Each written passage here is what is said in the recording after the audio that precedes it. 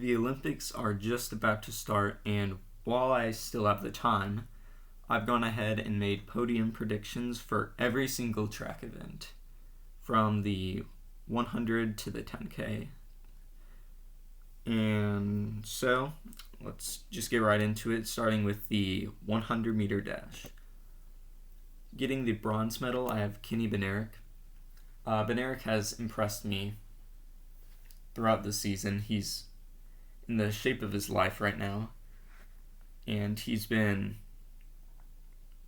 sticking with the fastest in the world. He got silver at the U.S. Olympic trials with a personal record, and Bednarek knows how to run his fastest race at the right time.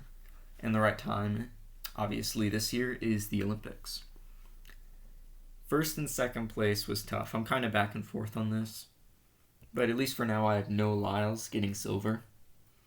So Lyles is the world champion. He's recently run a personal best into a headwind, and because of this, I have him at least getting a medal at the Olympics. But the reason I don't have him winning it is because of Keishane Thompson. So, as a lot of you might know, he ran 9.77 seconds, fastest time in the world this year at the Jamaican Olympic trials. And Keishane Thompson, at least from last year, he has good consistency, and I don't know how he'll handle the pressure of the Olympics, but he doesn't seem like someone, in my opinion, to buckle under the pressure and not perform his best when the time is right. But only time will tell. So, Lyles or Thompson could win the 100 meter gold. In the 110 hurdles, I have a USA sweep.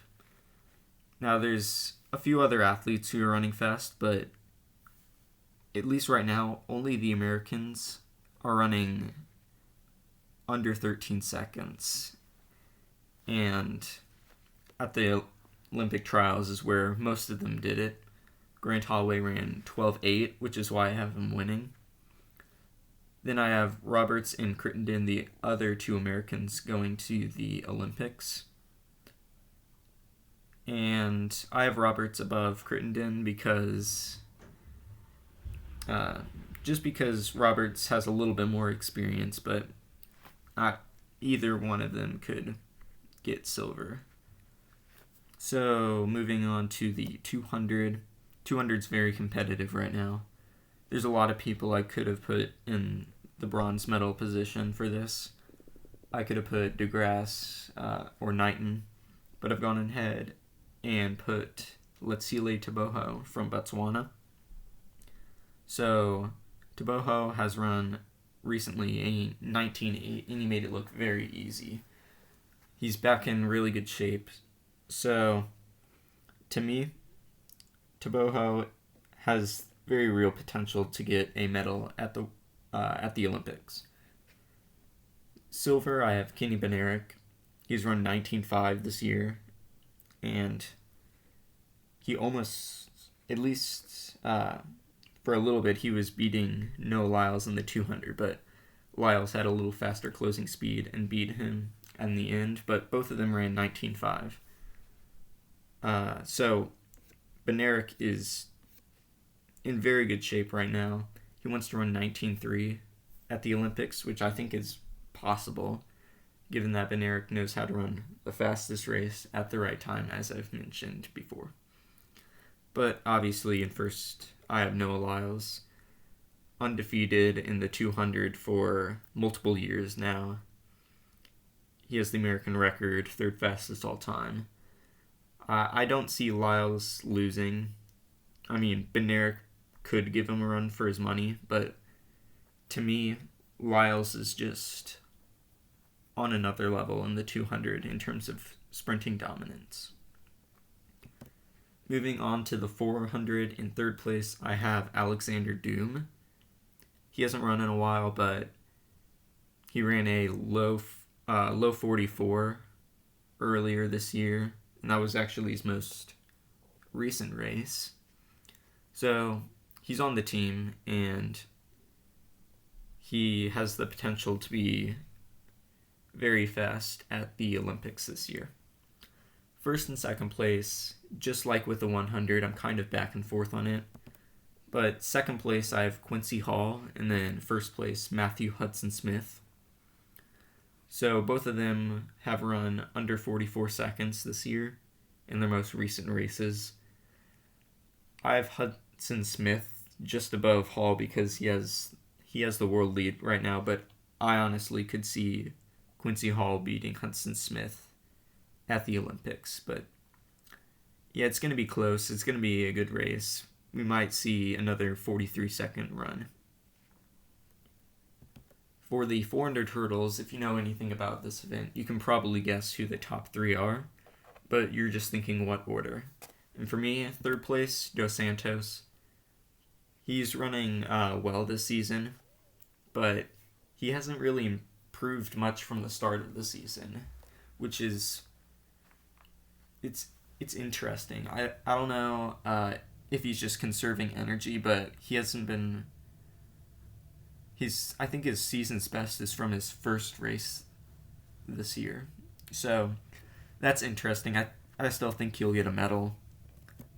Second place, Warholm, who's in good shape this year, and then I think Rai Benjamin, this could be his year. He recently beat both of these other runners in a 400-meter hurdles race in Monaco. He has the world lead, so things are looking good for Rai Benjamin. But honestly, this list, you could make an argument for any order of these athletes in this podium. In the 800, I have Gabriel Tual. I hope I'm pronouncing that right. From France. He's run a 141. So obviously that's very impressive. But there's multiple athletes this year who have run 141s. One of them is Emmanuel Wanyoni from Kenya. He ran 141 at the Kenyan trials, I think.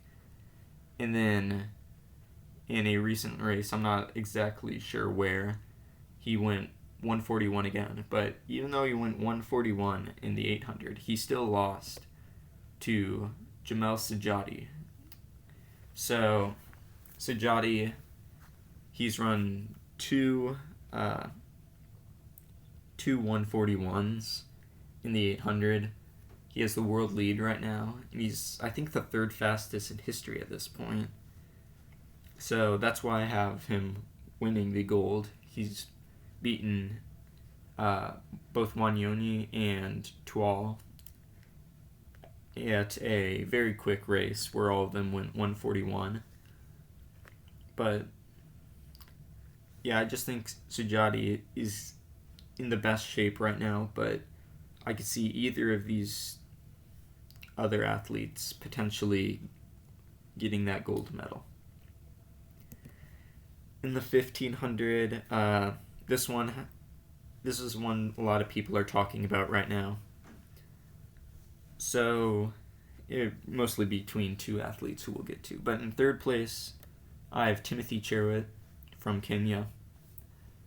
Cheruiyot has a lot of experience, and Cheruiyot has run under 3:30 this year, I think. He almost beat Jakob Ingebrigtsen, who actually dove at the line to get the win. So Cheruiyot is in good shape right now. He has a lot of experience, which is why I have him getting a medal at the Olympics. So here's something that's a little controversial. I have Jakob Ingebrigtsen getting silver. So a lot of people think after Jakob Ingebrigtsen's 3:26 that there's no way that he can lose. However, personally, I don't think there's anything that Josh Kerr has done. He hasn't run a race recently to make me think that he will end up losing to Jakob Ingebrigtsen. Obviously, Kerr beat Ingebrigtsen earlier this year. So, Ingebrigtsen also ran on a track notorious for fast 1,500 meters. So, Ingebrigtsen could easily win this 1,500, but the fact that Josh Kerr has beat Ingebrigtsen in the last couple of races, and the fact that Josh Kerr hasn't run any slow races recently, makes me think that Josh Kerr has the very real potential to defeat Ingebrigtsen at the Olympics. But it could be very close. It could be Ingebrigtsen easily. This is just what I think at the moment. Moving on to the steeplechase, I'll admit this is not the event I am the most informed in. So I kind of just had to do a little bit of research to figure out some of these athletes and what they've done. So I'll just go ahead and show all of it. Samuel Firewu from Ethiopia. He's made the Ethiopian team in a distance event, which is obviously very impressive. He's run one of the fastest times this year. Second place, El Bakali. He recently won a steeplechase that was one of the fastest in the world this year. But in first place, I have Lemaitre Girma. He has the world lead, and he just seems like the fastest runner right now. Moving on to the 5,000 meter, this one's a little weird because you in the 5,000 meter, at least recently, you have Jakob Ingebrigtsen, who runs his first 5K of the year just to get another medal, and then you have everyone else trying to race against him. So in this case, getting bronze, I have Luis Grijalva from Guatemala. Grijalva got, I think, 4th at the World Championships last year. There's obviously no Mo Katir because he got banned this year, so I don't know if he now has the bronze medal from last year, how that ended up working out. But he's run multiple low 13-minute 5Ks this year, so he seems to be in good shape right now. Second place, Geberhiwet, or Geberwet, I'm not exactly sure how it's pronounced. If you didn't hear, he actually ran the second fastest 5K in history. Since then, he hasn't done anything too crazy. He didn't make the Olympic team in the 10,000 meters, but he did obviously make the 5K team. So, Geberwet, he has a lot of potential. He did run the second fastest in history in a very fast race, so maybe the conditions were just really good there. Either way, I'll definitely be interested what he can do at the Olympics, but in first place I have Ingebrigtsen. He's just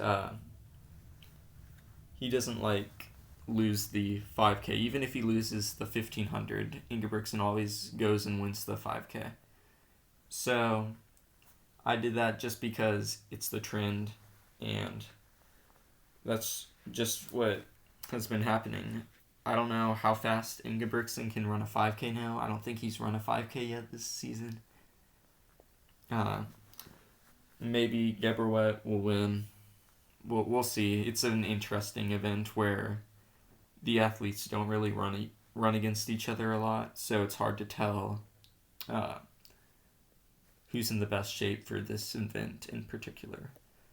And finally, we have the 10,000 meters, probably the most ignored event in track, but I find it interesting. and I've looked into it and made my predictions.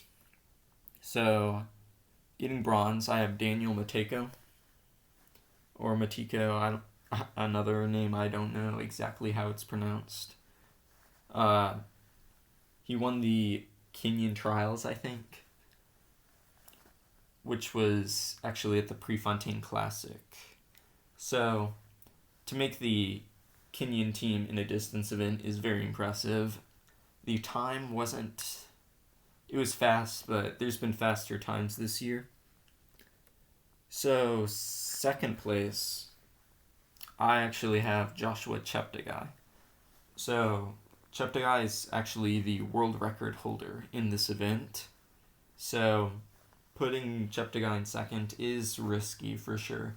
He's also won the last 2 world championships. But the reason I don't have Cheptegei winning in the 10K is because another athlete has moved back up to the 10K from the 5K, and that athlete is Yomif Kejelcha. So Kejelcha has beaten Cheptegei earlier this year in a 5K. Kejelcha has a lot of experience.